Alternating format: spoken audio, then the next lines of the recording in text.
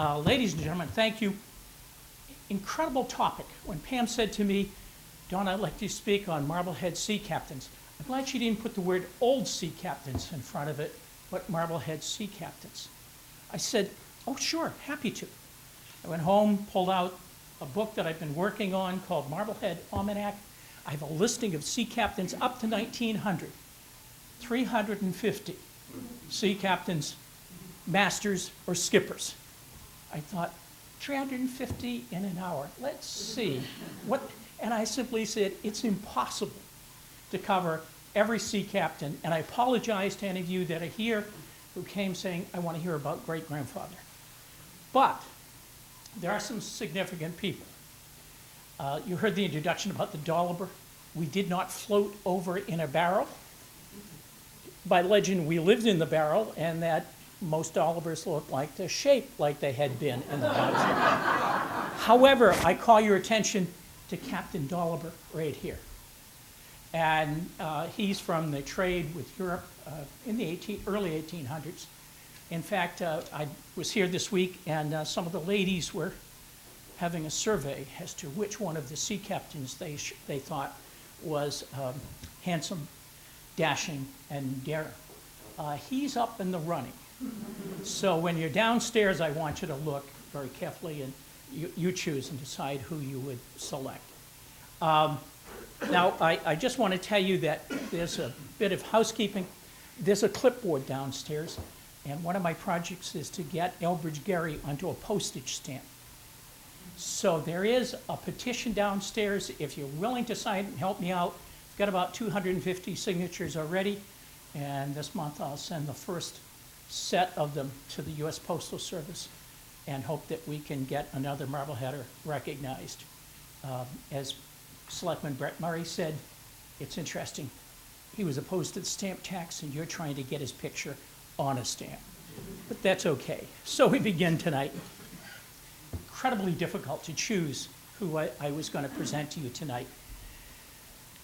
I thought, and I said, you know, the traditions of Marblehead in terms of sea captains and commodores and masters and skippers bring up the names of Samuel Tucker, John Manley, James Mugford, Nicholson Broughton, John Selman. I said I'm not going to talk about them tonight. They're in the history books. What I want to talk about is the lifeblood of Marblehead. Marblehead survived because it went to sea. It went to sea because of fish, and it went to sea because of trading. Marblehead can be called the nursery for America. I think one historian has used that phrase. I think that is an incredible phrase to describe the town of Marblehead, a nursery for America. As I walk the streets of Marblehead, I keep thinking, you know, I'm walking the same streets as some of these people. I'm not seeing everything, but tonight I hope to introduce you to five types of sea captains. So here they go. First type is called a banker, a grand banker. These are the men that went out on cruises either in the fall or the spring for 3 to 4 months and didn't come back in until they were satisfied they had enough fish. And by the way, seamen at this period of time would be lucky to bring $200, $250 in per fare. They spent that money within the year. They had to go back out. Captains and masters and skippers of those grand bankers went because they had experience and they had tradition. I always thought it was difficult when I read the history of these sea captains when they retired. What did they do? And how did they survive in the town of Marblehead, smelling that sea turn during the day? And some of them are shared, and sort of tragic when you look at some. The second is the coastal trade. Those are vessels that went north to get lumber in Maine and south down to the West Indies. Those are guys who had navigators on board. By the way, the bankers generally didn't have a navigator.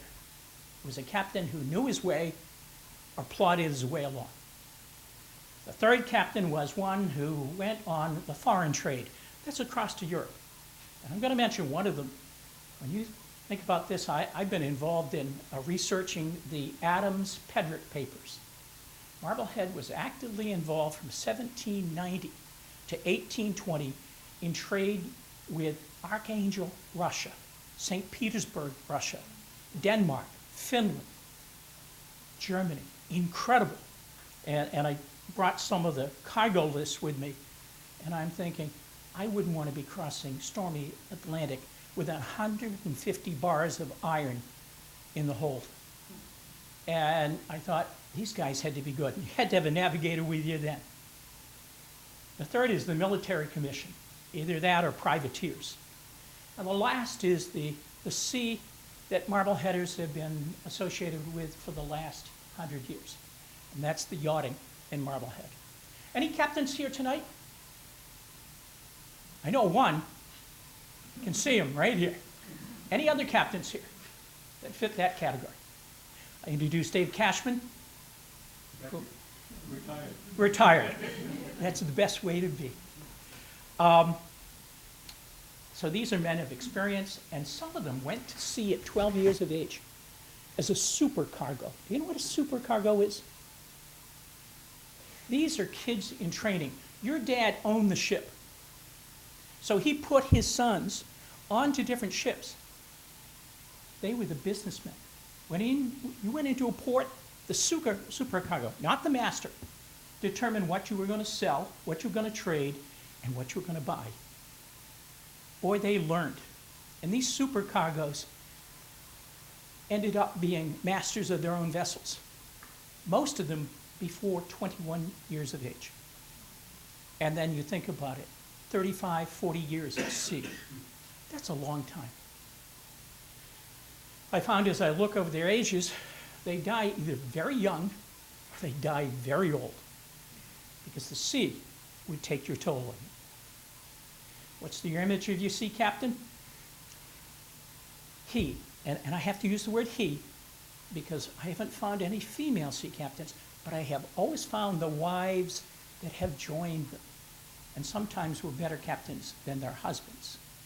What are they? They're strong, they're forceful, they're considered to be disciplined, they're skilled, they have faith, and they have courage. Now, if you ever heard a seaman speak, you'd understand he doesn't always speak in proper terms. He speaks what we call the Marblehead dialect. Usually there's a swear tucked in one of those words. But when that expression came out that there are no atheists in foxholes, boy, they could say the same thing about skippers. There are no atheists at sea. Once you face your first storm, then you suddenly have a trust not only in your skill, but in something stronger than yourself. The weather worn. I can see the pictures of those old skippers sitting down by the old townhouse, talking to each other, smoking a pipe. And I still remember my father teaching me how to smoke a pipe at sea. You smoke it upside down so that it doesn't go out. And I thought, there has to be more burned shirts with sea captains. You have to be a doctor because you have to treat your crew. You have to be a carpenter because you have to repair your ships. And you have to be a businessman. Well, let me tell you about some of our early sea captains. Here we go. A name that you won't hear again, but should be reading about. His name is Hugh Hill, H-I-L-L. So the time of the Revolution. He's born in Ireland. He's the first cousin to Andrew Jackson. The man is 6'4". Think of him on a schooner. Not standing on the deck, but think of him below, 6'4". He's already, by the time of the American Revolution, he's 30. He's already had 20 years of service with the Royal Navy. That is incredible. He went to sea as a very, very young man. He is the sea captain for King Hooper. And we run across his name in the Pit Packet incident. 1769, he's the mate and is really the captain most of the time. The British stopped the ship to impress some sailors. And one of the sailors named Michael Corbett took off below deck. British lieutenant went down to get him. And Corbett picked up a harpoon and drove it through the center of that British officer. Corbett was put on trial for murder in Boston, Massachusetts. Hugh Hill testifies, and the young attorney named John Adams defends Corbett. Corbett is found not guilty by the Boston jury. By the way, the British after that determined that all admiralty cases would go to Halifax. They know why. He ends up being the captain of a number of ships during the Revolution and never had one of his ships captured and never lost a man in the years from 1775 to 1781. That's a record by itself.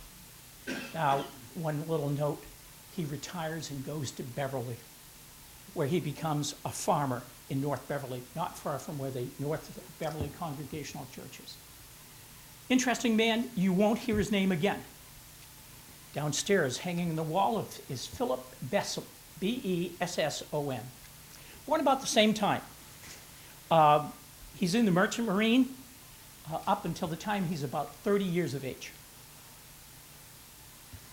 30 years of age, he hears the guns at Bunker Hill, so he and 7 of his buddies walk to Bunker Hill. They get there too late, turns around and comes back, goes to Tingsboro, New Hampshire, joins a regiment up there. Turns out to, don't ask me why, it's a Rhode Island regiment, 1777, he's on a privateer. Remember why a privateer? You can make money from a privateer, prize money. He's a young man, he's just married, he's going to make money. He's on a ship, which I think is incredibly named, it's called Satisfaction. 14 guns, Captain John Stevens, off he goes and they capture 4 vessels. He's then put on the brig the Fanny under Captain Lee. They capture more ships. This is off of Newfoundland. They send the ships into port and they go to the English Channel and they start capturing English ships in the English Channel. He's made a prize master. Suddenly he's the master of a vessel and he's told, get that to Massachusetts.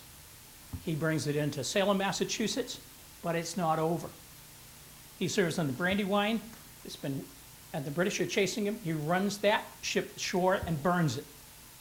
He takes, and this is up in Nova Scotia, he takes a whaleboat, and with 2 others, they row home to Marblehead. He's then on board the ship Freemason, then the Montgomery, and this is the story that I love.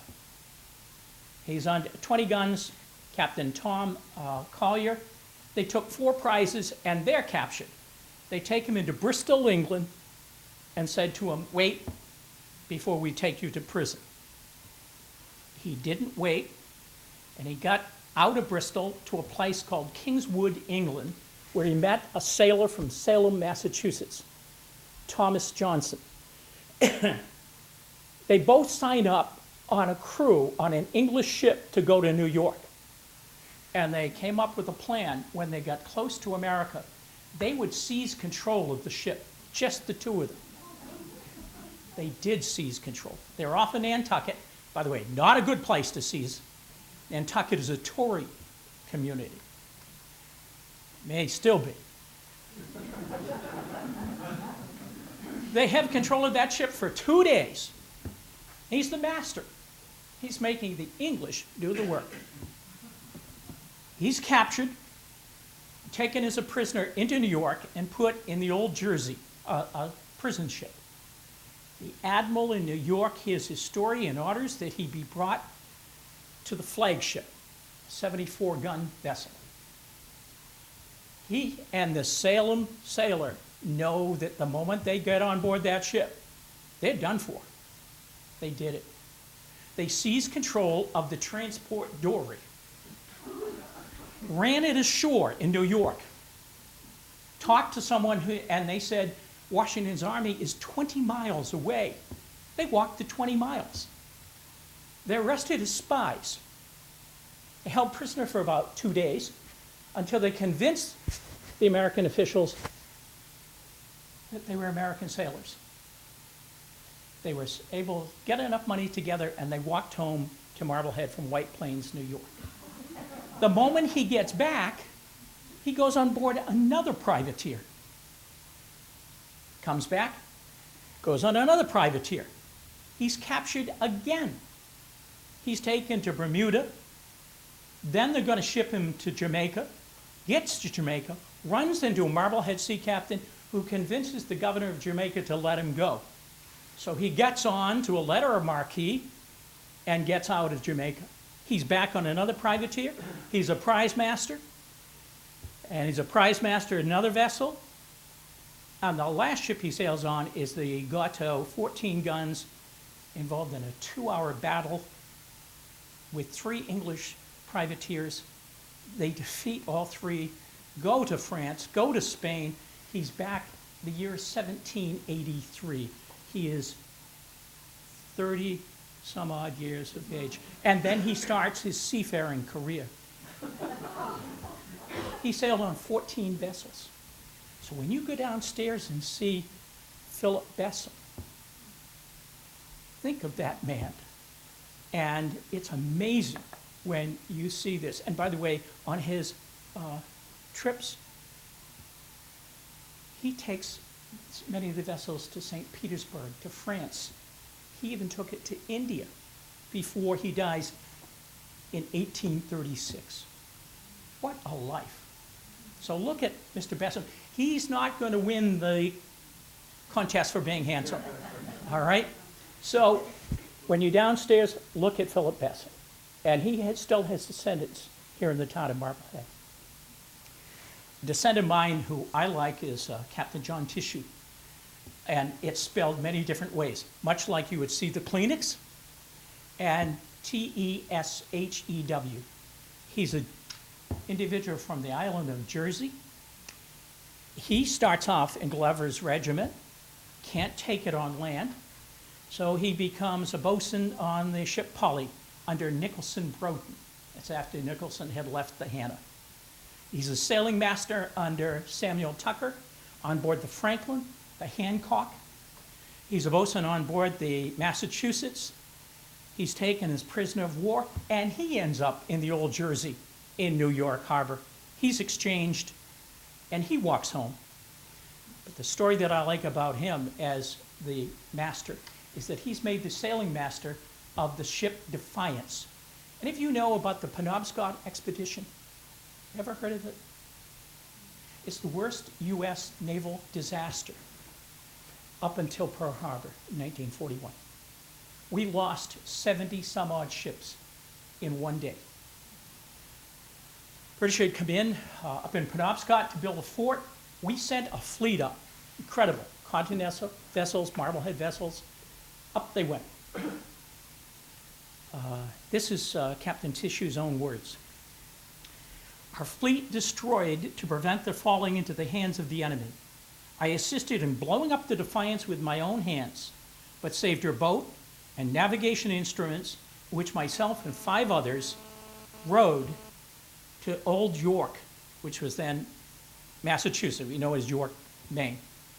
From there, I walked to Portsmouth, New Hampshire, and then took passage in a boat to Marblehead. And then he began his seafaring career. And I found him to be a fascinating character.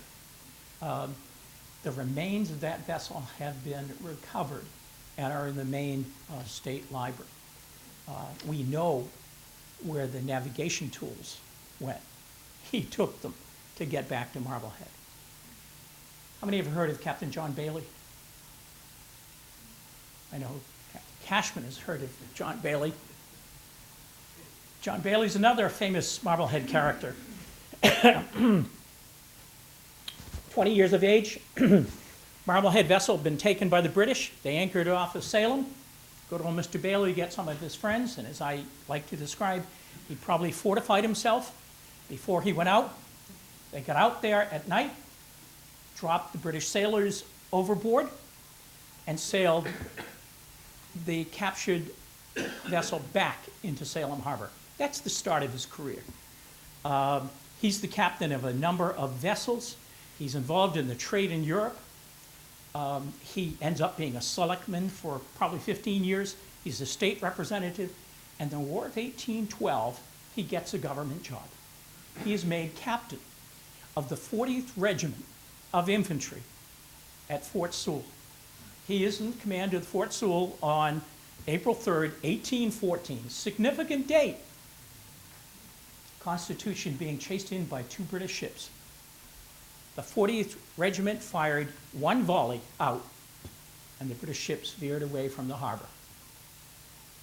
By legend, they only had enough ammunition to fire the 1 shot. Captain Bailey is considered to be a hero because of this. And his picture hangs at the Masonic Lodge and was just found on the way to the dump about 10 years ago. So, neat character. I'm going to repeat a poem for you, and you know exactly who it is. And by the way, if I said to you, B-O-D-G-O, bungo, what would you do? You'd sit here and not do anything. You'd respond with a Marblehead greeting, Molly Waldo. That's what got a number of people to respond. And some people would say, you yell down bucket and it's up for air, and then Molly Waldo happens. Well, it's the term B-O-D-G-O, bungo. And then you respond, Molly Waldo. This individual would know that phrase because here is the poem. The strangest ride that ever was sped was Ireson's out of Marblehead. Old Floyd Ireson, for his hard heart, tarred and feathered and carried in a cart by the women of Marblehead. Pity for him, he sailed away from a leaking ship in Cheller Bay, sailed away from a sinking wreck with his own townspeople on her deck. Well, good old Skipper Ireson got a bad turn. His boat is the Betty, 1808. They've had a successful fishing voyage. The hold is full, probably about 1,200 pounds of cod.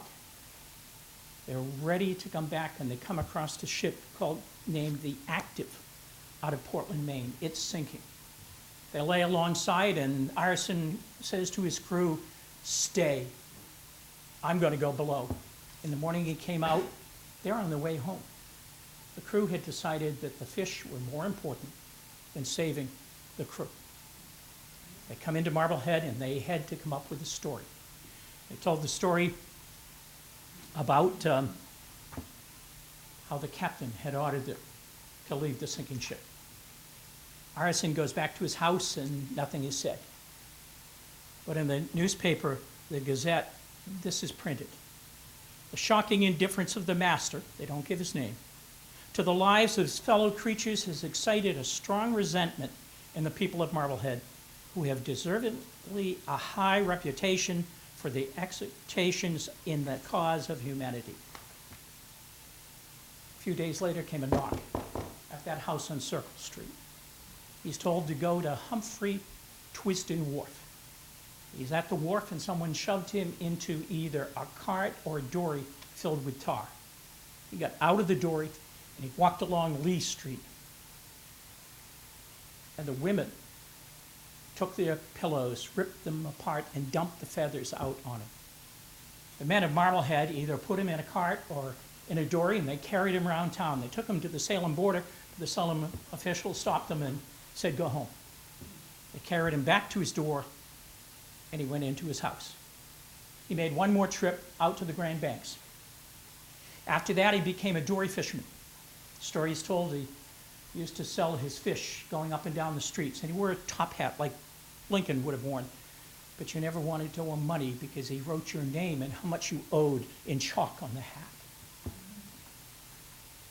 He worked for a short time as a dory fisherman, became blind. At the end of his life, he sat in his backyard in a dory all day long until he died in 1857. John Greenleaf Whittier read his obituary in the paper and wrote the story. Whittier's best friend was a man named Samuel Rhodes, Jr. And Rhodes said, "I have to tell you the story." And Whittier wrote an apology. And I think of it because of the tragic part of this man. And by the way, the vessel, broken in half, the Active. And the captain and 3 passengers were recovered, taken into Boston, and then to Marblehead. That's to add to the flavor of this The other half of the vessel was blown out 8 days later, was picked up by the lightship Alexandria, which was blown in a vessel all the way to Antigua, and then finally came back to Boston.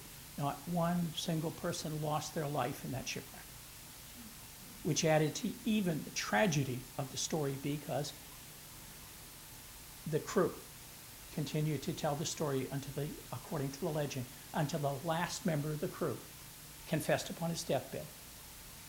And by that stage, Ireson had been dead probably 10 years. Next, sea captain. I bring this because this is his. I'm not so sure I would disagree with him. His name is Captain Lewis Russell. He is son of Captain John Rhodes Russell, who worked with a man named Blackler on the First Battle of Trenton and the Second Battle of Trenton, and was supposed to be in the boat to take Washington over twice. He marries Mary Hammond, daughter of Captain John Hammond. Now you understand that it's in your blood. Your dad's a captain, your father-in-law is a captain, and you go to sea. He is in the War of 1812, and he is captured and sent to a prison in England, and the name of the prison is Dartmoor. Anyone here been to Dartmoor? And I have visited, gone through and seen the monument, the front of the prison. When you think that Marblehead had only a population of 5,000 people, 500 Marbleheaders were sitting in Dartmoor prison in the War of 1812. 1,300 Marbleheaders went into military service out of a town of 5,500. That doesn't count the Marbleheaders that are held as prisoners of war in Jamaica or in Halifax. We were truly a nursery for Marblehead. After Captain Lewis Russell, and he dies at the time of the Civil War, he gets back here. He's already been to sea, and he spends 40 years at sea. This is his sword, and its relation to my wife's family. And it's interesting, we're sitting here because the Russells married into the Chamberlain family, and the Chamberlain ends up building that dory sitting off to the side. So there's a direct connection in terms of the people in this room. Captain Nicholson, Clever Broughton, he's hanging down there as a young man and as an older man. He ends up as a town clerk. He writes the history of the Dartmoor massacre. April 6th, 1815, the war is over. Marbleheaders are saying, send us home.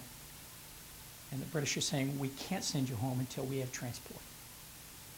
They're still being held prisoner in a game of what appears to be baseball. They end up throwing the ball, and it goes somewhere, and the British guards open fire on them. There are a number killed, 2 Marbleheaders. The rest of them home. Some are brought home, and they removed the lead when they got home. The story is told they put some on a British vessel. They didn't think the British captain was moving fast enough, so they took over the vessel and sailed it themselves to get home. There's a neat story told in Gamage's book, Lord and Gamage, and I love the story. It goes that at Dartmoor, a guard turned to a Marbleheader and said, "Jack, where do you belong?" And he responded, "To Marblehead." And the guard said, "Marblehead? I believe nearly every Yankee inside these walls hails from Marblehead. It must be the greatest seaport in America. Where the devil is Marblehead?" To which he responded, "It's about 14 miles from Bunker Hill." And if you know the history of Bunker Hill, you will understand the insult that was given. Broughton continues sailing.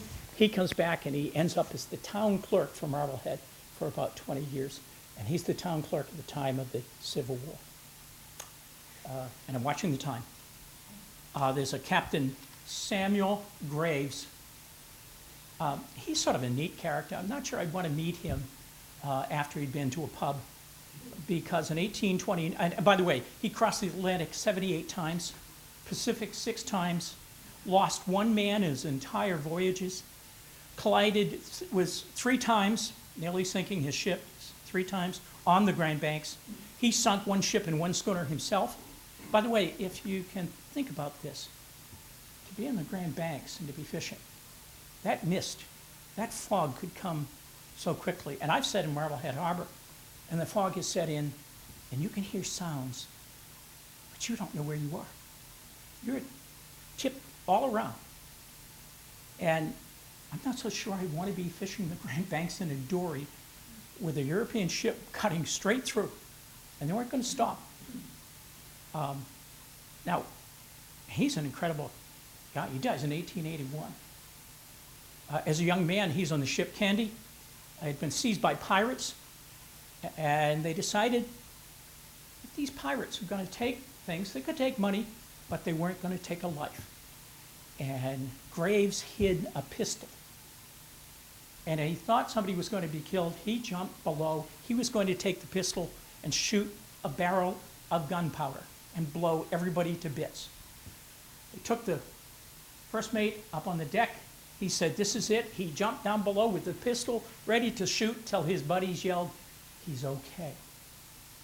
He goes on, and he's a captain himself. He's on the Grand Banks. He's hit by a British ship, collided. In clearing the ship, he got caught in the rigging and got thrown into the water between the 2 vessels. Broke a leg, ribs. He set his own leg, set his own collarbone, and then sailed 3 days in a gale before he got back to Philadelphia, bringing the ship back. He had to be tough in those days. Any of you ever seen this book? It's Captain Chadwick, John W. Chadwick. If you haven't, you want to get yourself a copy.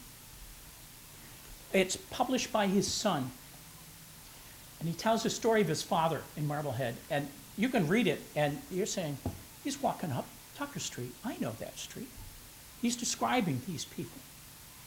And he tells the story of his dad starting to work on the fish flakes. And he got paid 6 cents a day to turn the fish over.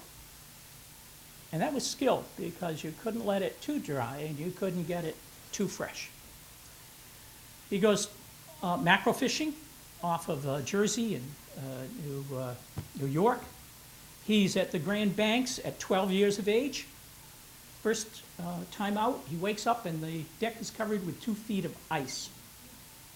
And he made the comment, "If I survived that, I could survive anything." Well, I'm not so sure. He bought a ship called the Hero, and by the way, on his first trip out, he brought in 22,000 pounds of fish. He made money. He would lose it a short time later. One of the expeditions, he's hit over the head with a block. He's out for 2 days before he comes to. He's the captain of the Hero on September 19th, 1846. There it is. Out of 26 schooners that went out, only 16 returned. Here is his words to describe that. So you look at it and you see exactly what it is. The 18th was a lowering day, and you could hear a storm coming. On the morning of the 19th, the wind began to blow about 7 o'clock. By 10 o'clock, it was blowing a gale, but a dry mist, which lifted about noon. Until then, you couldn't see a quarter of a mile. As soon as the wind began to blow hard, Father hove up and ran to speak with John White, his cousin, son of Uncle John, in the schooner Clinton, but couldn't find him. The ship Clinton had already listed its anchor and was on its way westward.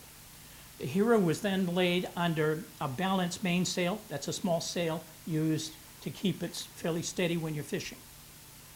And head of jib till about 12 o'clock. Only one vessel was seen during this gale, and that with the hairs on, Captain Samuel Blackler, and she was riding at anchor. She was never seen again. At 12 o'clock, mainsail was taken in, the jib was handled, and a 3-reef foresail was set. The vessel was headed westward at the time.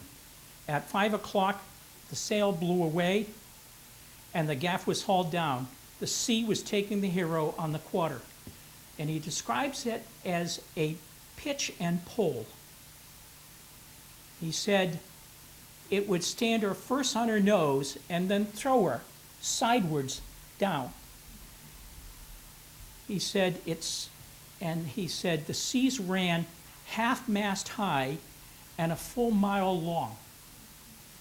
So you're looking at the waves coming at you, which he described as a full mile coming at you, and a half-mast high. They seemed to break from the bottom as if the Grand Banks were one great reef or shoal. That was a critical moment. He determined to turn the vessel around. In doing so, it could mean destruction. His men begged him not to do it, but he had to make her respond to his command. And he told them he did what he thought was best, and if they didn't like it, they could go below. The helm was put hard, the vessel came around and put her nose into the sea. And for 5 minutes, she was riding the water like a bird. She was sitting up on the crest of those waves. For my father, the hero was fully named and was known for that hour of feat. A big lantern was held in the rigging. 9:30, the stars came out. At daybreak, one vessel was in sight, the James Mugford, Richard Dixie. Heavy swell was rolling. After breakfast, we're sailing 3 hours, and we came upon deck planking, then a lot more, then a mast, then a boat, proved to be the Samuel Dodd, and finally water barrels and everything belonging to a vessel that could float. For the next 2 days, we kept sailing through an ocean wilderness where tokens of destruction greeted them on either hand. We spoke with the Providence town vessel, and they said they had thrown over 300 quintals of fish. Quintal is about 112 pounds of fish. Saddest of all was a big schooner, nearly twice the size of the hero. We found her, beam's end, mast lifting 20 feet out of the water, and then plunging downward again, and up and downward. So what they were seeing was the hull of the ship and just the mast, riding in the remains of that gale. The Clinton was encountered, the ship, but no crew. The captain, John White, his uncle, and one other man had been swept overboard. I like the description because it truly tells us what these men had to go through. Chadwick came home and his wife said, "You're not going to sea again." So he didn't. He did mackerel fishing. But he said, I can't do this. He went back to Grand Banks and continued at the Grand Banks until roughly about the time of the Civil War, when he had to give up fishing and he went to making shoes until John Chadwick died in 1896. So we're looking at these guys. And by the way, that is the piece of a dory taken up from that ocean of destruction.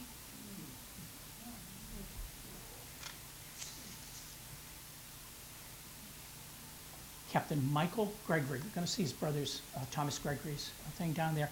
I mention him because someone had given me the account book of George Cloutman, who was a businessman. And in that, I found a letter that was being sent to him.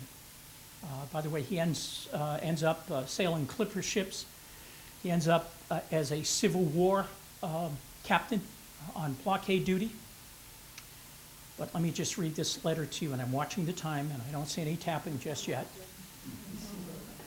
Captain Michael Gregory, dear sir, I have the pleasure to inform you that your wife and children and all the family are in good health except your grandfather Bowden. He died about 15 days since. By the way, this letter has never been delivered. The California fever raged here. So you know this is 1849. And this is a Marblehead businessman talking. George caught it. Now George is businessman's son. and insisted on going to dig among the rest, and he took passage on the brig Josephine from Boston and sailed on the 24th for San Francisco along with 9 others from here in the same vessel, and up to the same time the number from here in Marblehead that is gone is 22. Some by Cape Horn, some by the way of Mexico. Among the latter is Nathaniel Blaney, who formed the Marblehead Overland Mining Company. He died of cholera in Mexico. He never made it to California. And John Chapman. I settled your account with the owners of the bark. All except that was contested by the merchant at Hamburg, Germany, but having it served by the way of Barclay Brothers. So far, they have a balance of yours carried in the account, say $48. I see by the account from Europe that the winter months was very stormy and destructive, and I was very glad to see you arrived at Westport, although we've not received any letters from you since December 21st. Mary Ann, that's his wife, has expected a letter by the last 2 boats, and tomorrow we may get one as the boat arrived yesterday in New York. I'm glad your prospect is so good for a freight. From all appearances now, you will get there in good time for a great freight, and I believe freights will be good all this year, as so many vessels have gone round the horn and are out of the market, meaning that everybody was headed to the gold rush. The winter has been more severe than I ever known, and more snow fell in Marblehead than for many years. We've lost our parson, Mr. Bartlett, and this is the pastor of the Unitarian Church. And I just want to look.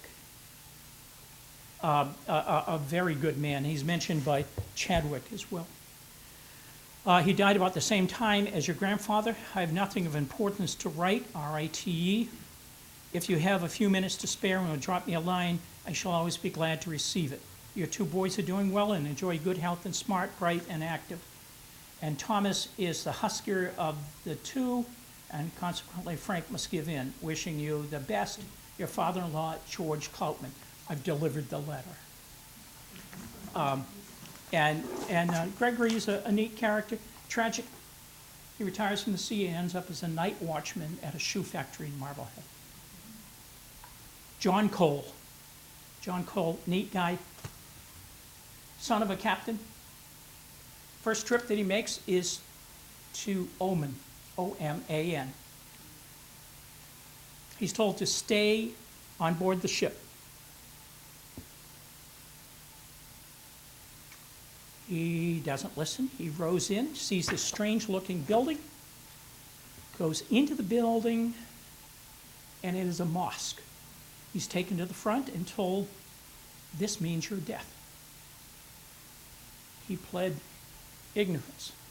The worship leader said to him, "I believe you," and sent him on his way. Cole ends up by finding that the Friendship of Salem had been taken by Malay pirates.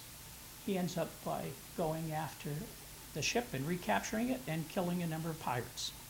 By the way, he sailed the ship Black Wall. This is a journey, one journey, with his wife and his son, Richard Cole. They left Marblehead, sailed to London, joined the ship, and then sailed for 5 years. They went to Sweden, then to Melbourne, Australia to get up lumber, took it to San Francisco, picked up coal, went to British Columbia, then back to Australia, then to South America, from South America back to Sydney, from Sydney, Australia to Hamburg, Germany, from Hamburg, Germany to New Orleans, picked up cotton, went to Liverpool, went from Liverpool to New Brunswick, picked up lumber, went back to Liverpool, then went back to Canada for lumber, then went to Pensacola, Florida with lumber, then went to Hull, England, and sailed to Pensacola, and he took a train home with his family.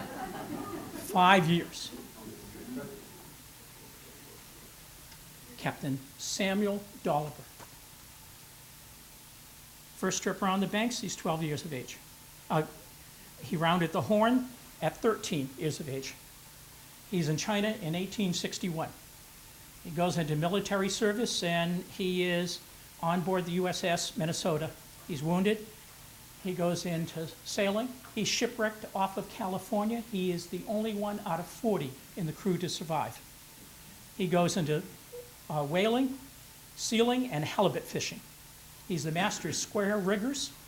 He designed the yacht Silence and Alone. He's the captain of the Old Cup Defender, the Puritan. Owner, Charles Foster. The vessel was anchored in Marblehead. Before he died in 1925, Sebastian had him pose for the skipper. So any of you who do pick up a Sebastian, that's Captain Sam.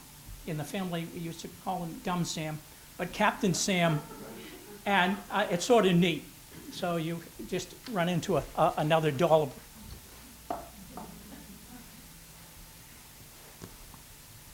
And then it's getting late. But just yesterday, the Historical Society received that picture that's on the floor. I've been looking for information on this man. He is the last Grand Bank skipper to take the ships out in a fleet, 1879. His name is Charles H. Snellen, S-N-E-L-L-E-N.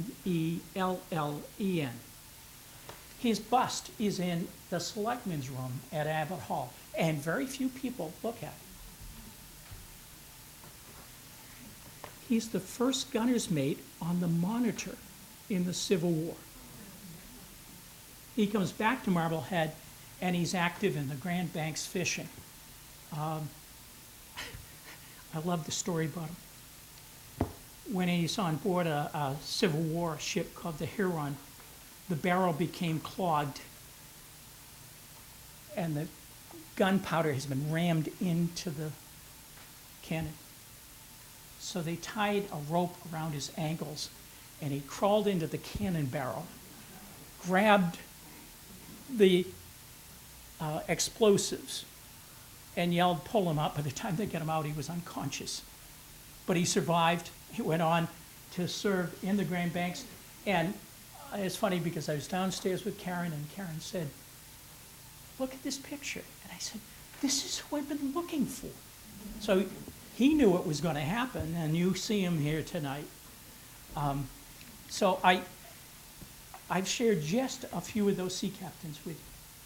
The rest of them downstairs have their own stories to tell as to where they went. Chadwick, before his father died, his father gave him a nautical tool so he could navigate. What was the tool? A what? A sextant. So he wrote his father this short poem, which I think is significant because it summarizes all of our sea captains. You were his guide on many a dangerous sea, through storm and darkness, led him safely home. As you to him, so he shall be to me, whatever seas I sail or lands I roam. So onward speed I cannot steer amidst, whatever darkness gathers round my way, let night come down, I set the faithful watch, and wait it out until another day. Now they say that if you go into any of our cemeteries, there are so many sea captains buried there that it lists a bit and rocks. So the next time you're in that cemetery, yell out, "Bod go," and see if you hear. Thank you, ladies and gentlemen.